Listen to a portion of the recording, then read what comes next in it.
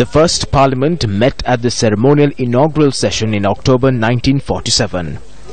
Today marks the 70th anniversary of parliamentary democracy in Sri Lanka. Economic growth in 1951 was 6.2%. Economic growth at the end of the second quarter of 2016 is 4%. Government debt 1950 654 million rupees. End of the second quarter of 2017 9.702 billion rupees. In 1950 the US dollar was valued at 4 rupees and 77 cents. Today the US dollar is valued at 154 rupees. After 70 years, the country has been brought to this level by those who govern. Bringing you the latest news from around the world and here at home, I'm Sandru Ferdinando. And I'm Azra Sana. Before we head into our stories in detail, let's take a look at the headlines. 70th anniversary of parliamentary democracy celebrated. President speaks of collective responsibility. Highways Minister takes helicopter ride citing inspection of Central Expressway. Ms. Sanka Senadipati and Palitha Fernando indicted. A special session in Parliament took place today to mark the 70th anniversary of the parliamentary democracy in Sri Lanka. Speakers and deputy speakers of parliaments of SAARC countries participated on this occasion, which was graced by President Maithripala Sirisena. The motion for the special session was presented by Prime Minister Ranil Wickremesinghe and it was seconded by opposition leader R. Sambandhan. The objective of the government is to further strengthen Parliament through a new constitution, which will strengthen the rights of all citizens in an undivided unitary state. Therefore, the assistance of all political parties and parliamentarians represented in the Supreme Parliament is expected in this regard. During the past 70 years, we have gained many experiences. The constitutional power received by Parliament as the supreme authority of the country should need to continue in a way which will not be a challenge to anyone. We all must undertake a collective responsibility within this supreme authority for the people of today and the generations of tomorrow. The power under one person must always be used in a collective process, and that must be used to develop a country with economic prosperity.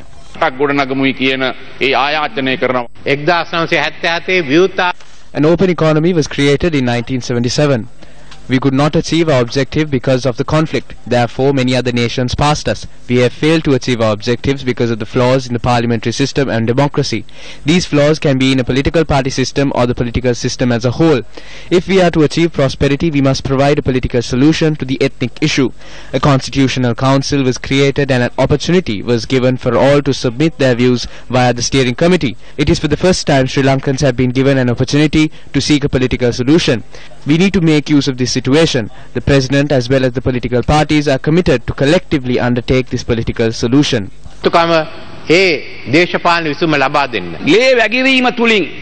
Groups that thought of grabbing power in the country through bloodshed have now ventured into the path of democracy and have become the stakeholders of democracy. This is indeed pleasing. The Sri Lankan Parliament and the citizens were democratic to ensure they venture into this path. No matter what the challenge or threat, the people were always at the forefront to protect parliamentary democracy better than the MPs. Some are trying to portray that this institution was instrumental in protecting democracy. However, this institution in fact failed to protect democracy. There are countless occasions in which the people of this country were compelled to undertake other avenues rather than democracy.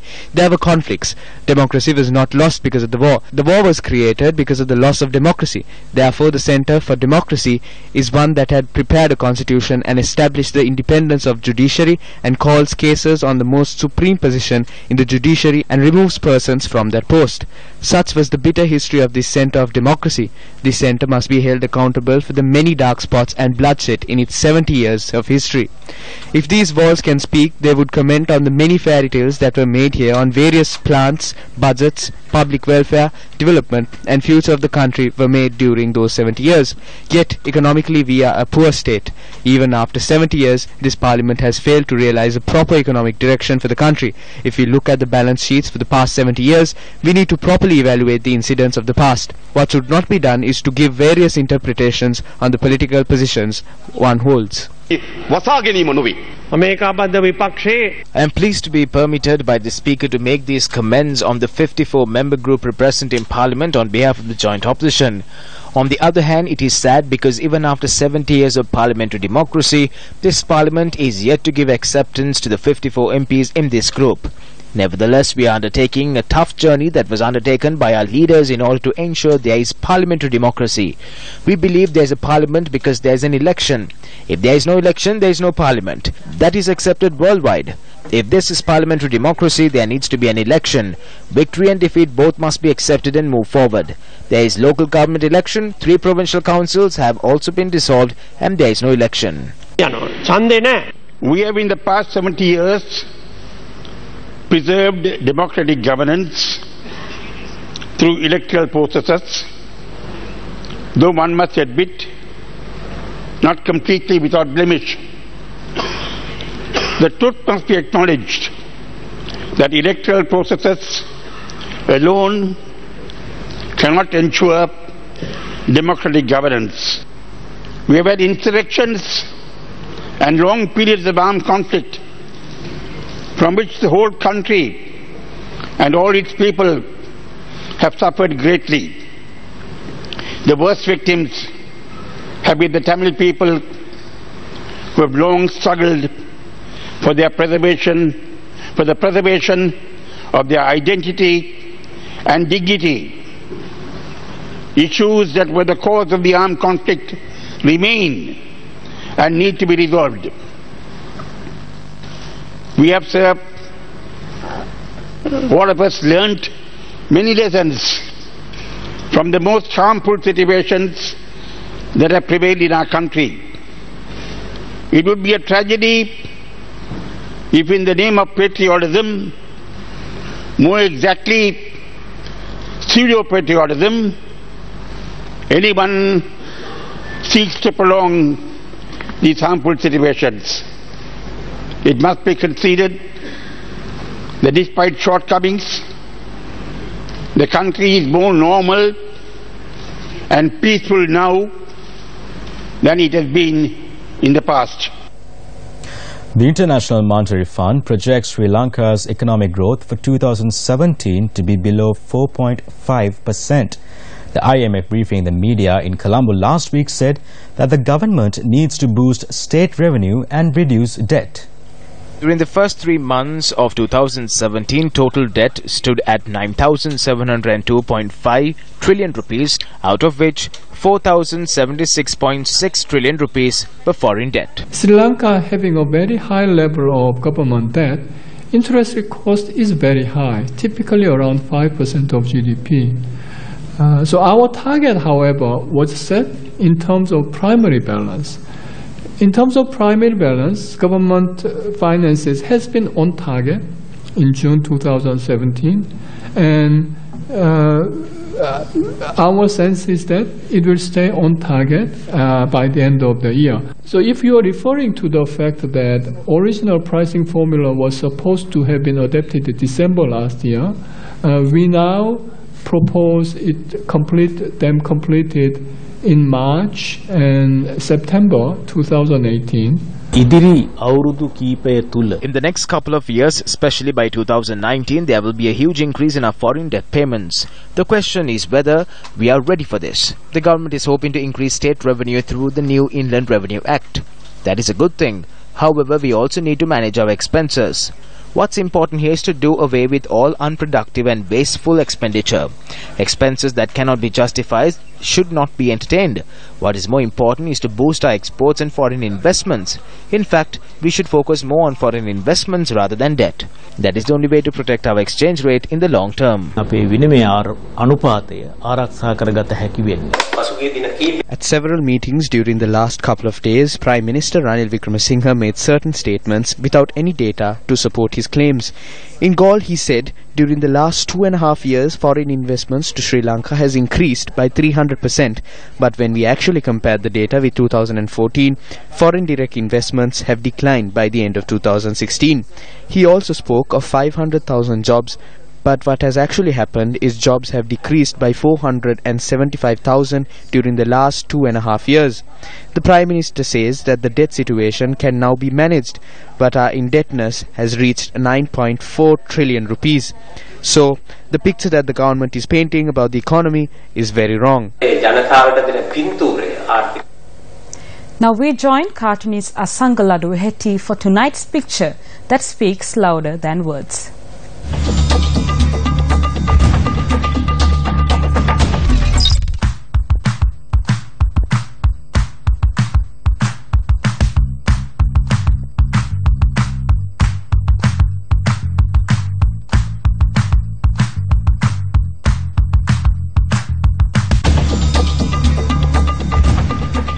Indictments were filed at the Colombo High Court today against former Coordinating Secretary of the Ministry of Defence, Major General Palitha Fernando, and Chairman of Avantgarde Nisanka Senadipati.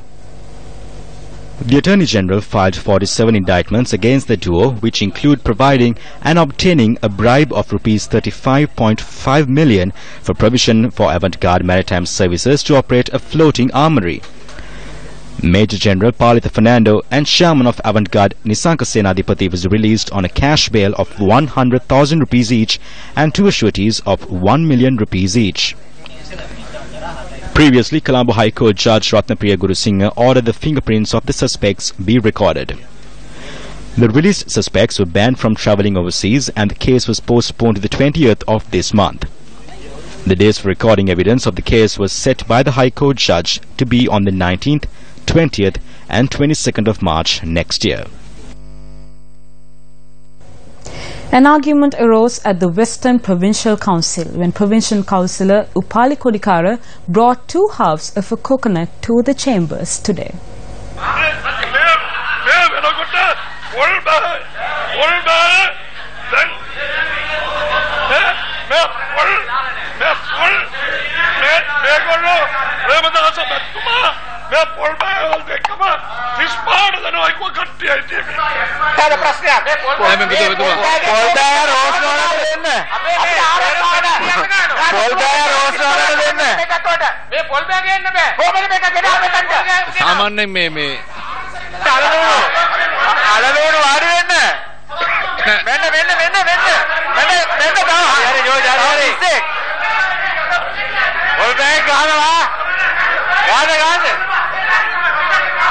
Mantuma ආසනවලට යන්න ආසනවලට යන්න කරුණාකර ආසනවලට යන්න හරි මං අයින් කරනවා හරි මේවා තර්ජන ගරු සභාපතිතුමනි ගියා කන්න බියවල දෙන්න කරුණාකර පොඩ්ඩක්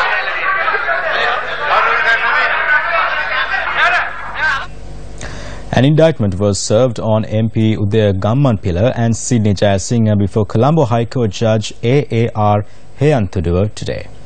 Indictments were served in relation to an alleged misappropriation of 21 million rupees in an illegal share transaction of a company owned by Australian businessman Brian Shaddick. It is alleged that Udaya Gammanpilla and Sydney Jayasinghe had sold shares belonging to businessman Brian Shaddick with the use of a fraudulent power of attorney. The indictment was served over 4 charges levelled by the Attorney General. As the defendants pleaded not guilty to the charges, the evidence of the first witness, Brian Shaddick, was heard before the court. Udaya Gammanpilla responded to allegations levelled by attorney at law Namal Rajapaksa at a media briefing recently.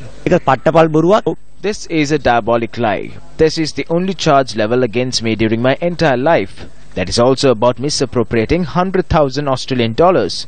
Let's assume that I cheated 100,000 Australian dollars, but the figure you said was $65 million. Imagine turning $100,000 into $65 million. That's about 650 times of that. Namal Rajapaksa was slinging mud at everyone, but he slung mud at the wrong person. I am hoping to claim damages in the district court from attorney at law Namal Rajapaksa and the Sirosa channel. Since Namal is a junior, I will demand 500 million. And since Sirosa is a big organization, $1 billion from them. MP Minister Gammanpilla, you may recall that we inquired about this from you, but you said you will respond to it in the future. Surely you couldn't have forgotten that we reported on this issue on that day. Recently, U.S. Health Secretary Tom Price resigned over the use of expensive private planes for official business. He was accused of making 26 private flights since May at a cost of $400,000 to taxpayers. Not only did he step down from one of the most top posts in U.S. government, Price had promised to repay the cost of the seats on private flights. In June, Australian Health Minister Susan Ley resigned from her cabinet position amid an expense scandal and investigation into her travel expenses. She was accused of violating rules imposed in ministers when undertaking visits via plane.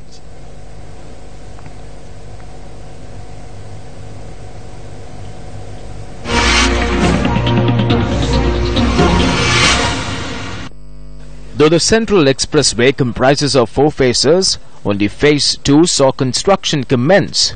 However, today, that too has come to a standstill. This is because of the large public outcry that has come about on irregularities that had taken place when reclaiming land for the project and construction taking place in violation of the initial plan.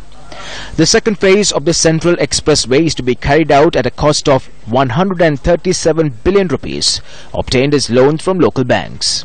However, an audit report dated 17th August 2017 has exposed details of a helicopter ride that has been undertaken under the guise of an observation tour of Phase 2 of the Central Expressway. According to the audit report, on the 15th of May, quotations had been called via email and fax for this particular helicopter ride. Though the respective procurement committee had noted quotations must be given on or before the 16th of May, which is the next day, the condition that all these letters must be given in a sealed envelope had not been applied. When obtaining helicopters at a lower price, it is customary for public institutions to call upon for quotations from the Sri Lanka Air Force as well.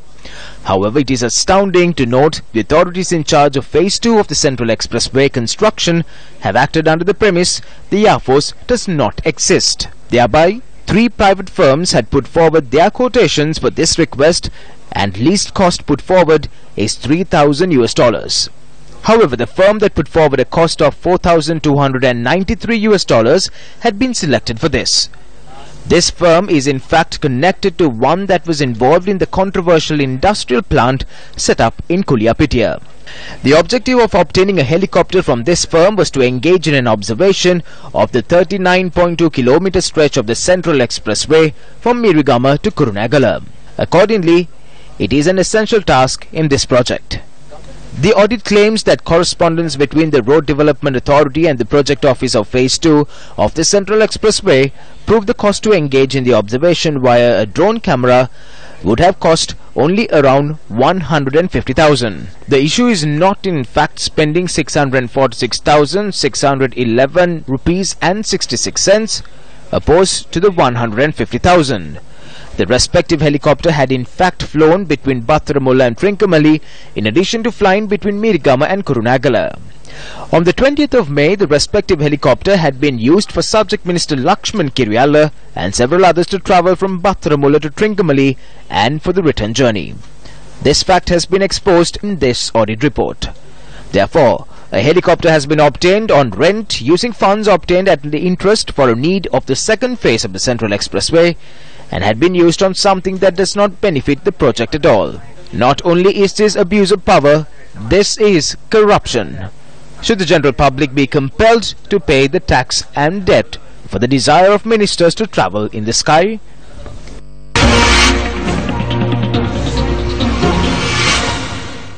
Today being a significant day for the Democratic Parliament of Sri Lanka, let's now take a look at the views expressed by the Minister of Highways, Lakshman Kiriyala. Everyone knows that when we gained independence, we were next to Japan. Other countries wanted to emulate us. We were called the Switzerland of the East. But where are those countries now and where are we today? On Sunday, the World Economic Forum published its Global Competitiveness Report for 2017-2018. 137 countries were taken into consideration for this report, and Sri Lanka is ranked 85th. Ironically, countries such as Guatemala, Bhutan, Siberia, Rwanda are far ahead of us in the global rankings. It is widely accepted that during the 1950s, Lee Kuan Yew, the father of Singapore, during a visit to Sri Lanka had said that he wants to model Singapore after Sri Lanka. However, decades later, while Singapore is ranked in third in this index, Sri Lanka slumped to the 85th position. Last night, we reported the manner in which the Prime Minister answered queries raised by residents on the failure of road repairs. I'll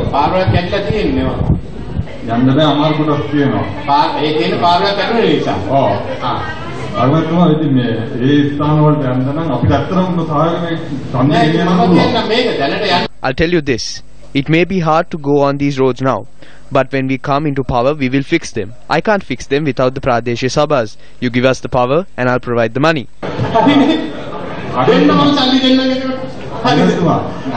On Newsline this morning, Firas Shaukat Ali and guest D.E.W. Gunasekara, former chairman of COPE, commented on the Prime Minister's remarks. What's the difference between that statement and the and what happened in the matter of the Sil Reddy case? Lalit Veeratunga and Anusha Palpita were convicted because they misused the funds of the TRC.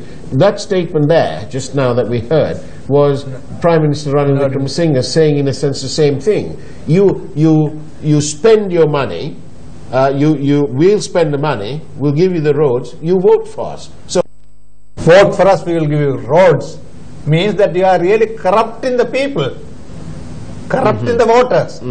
This is one of the fundamental things that we have brought it to notice. The politicians continue to corrupt the people. So there's not only now the politicians getting corrupted, even the voters are getting corrupted. He shouldn't be saying things like, well, vote for us and we'll give you the road. It amounts to rape of democracy. On the day of the 70th anniversary of parliamentary democracy. That has been done by everyone. Eminent scholar and economist Dr. G. Vignaraja delivered the keynote address at the Chartered Institute of Logistics and Transport International Conference 2017.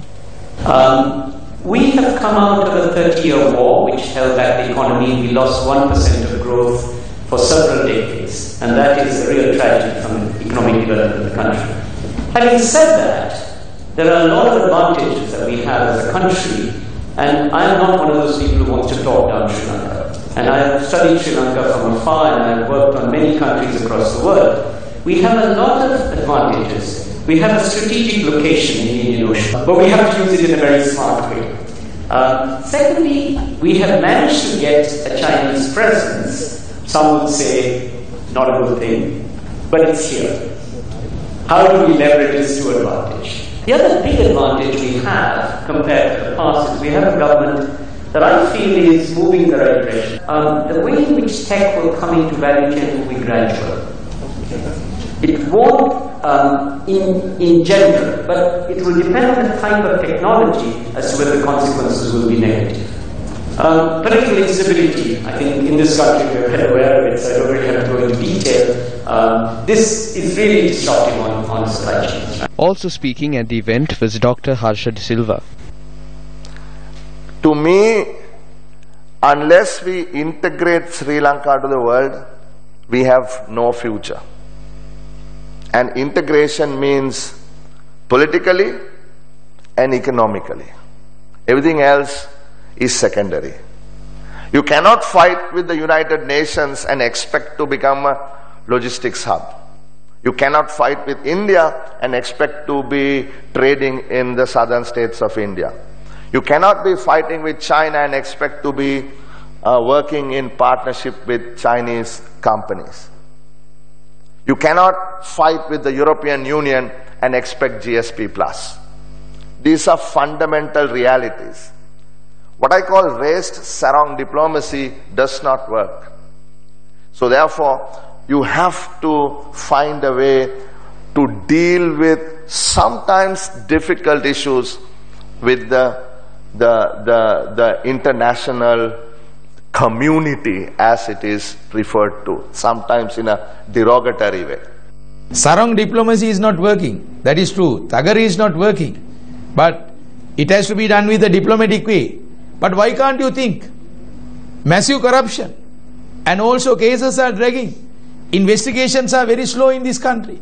Why can't you think that also in the parallel line? Economic development, what is happening to this country? As well as most of the cases, you can see now the central bank bond case, only the investigation. That also you have to see in one hand. So, sarong diplomacy is not giving the international community, as well as if it is a diplomatic way, the other issues in Sri Lanka, investigations in Sri Lanka, corruption, unnecessary state expenditures, giving certain projects for substandard contractors, and also delays in the system, you must see in a diplomatic way also. Not only one, you have to balance, and same thing should happen into the other ways also. Questions on text messages sent to Arjun Aloysius by his personal assistant have led to more revelations at the Presidential Commission of Inquiry. News First, Zulfiq Farzan reports. Text messages recovered from the mobile device of Steve Samuel have exposed a to-do list that was being maintained for a person called AM and another called RK. A series of messages exchanged between Steve Samuel and Arjun Aloysius were placed as evidence. This particular text message from 22nd November 2016 reads, "We have a Mahendran to-do list." Arjuna Mahendran says it could refer to anyone and maybe his son Arvind Mahendran or daughter Anjali Mahendran. Another on the same day reads, "Chairman awaiting update on to-do list for Arjuna M and RK." Mahendran again said he does not know to whom the messages refer to and only calls Ravi Karunanayake as Ravi K and not RK. It was at this point Senior Additional Solicitor General Dapulati Livera said when Ravi Karunanayake was summoned, he said nobody calls him Ravi K. A text from 5th January 2017 reads, 5:30 p.m. with AM and Lasantha at Flower Road residence.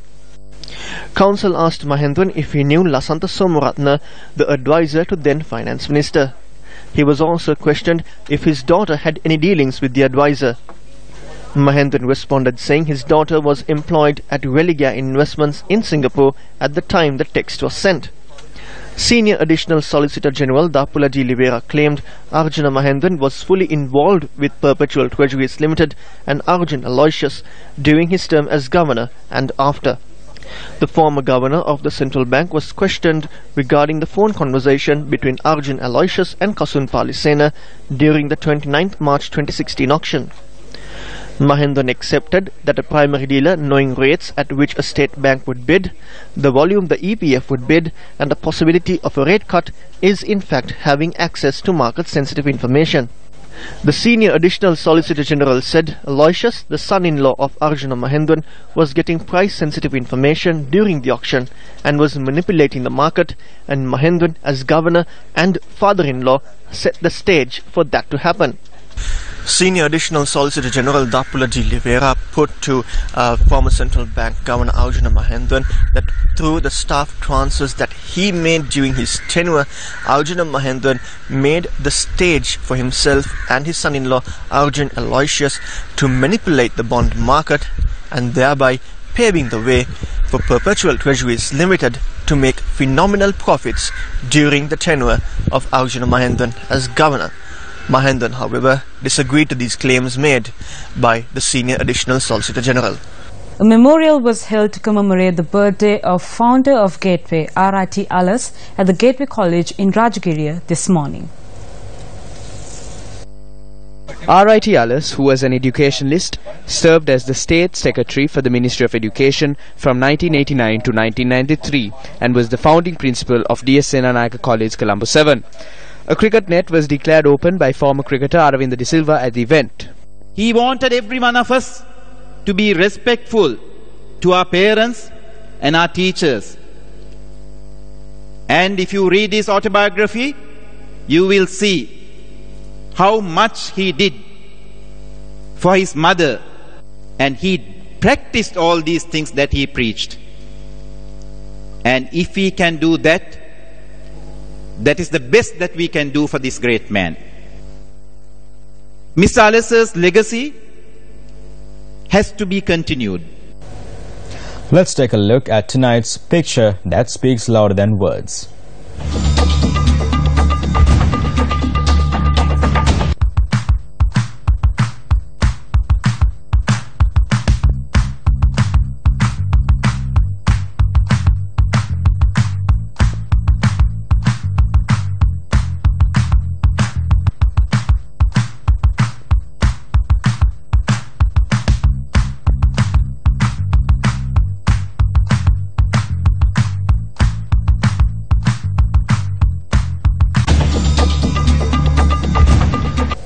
And that's a wrap of Primetime News. Do take care.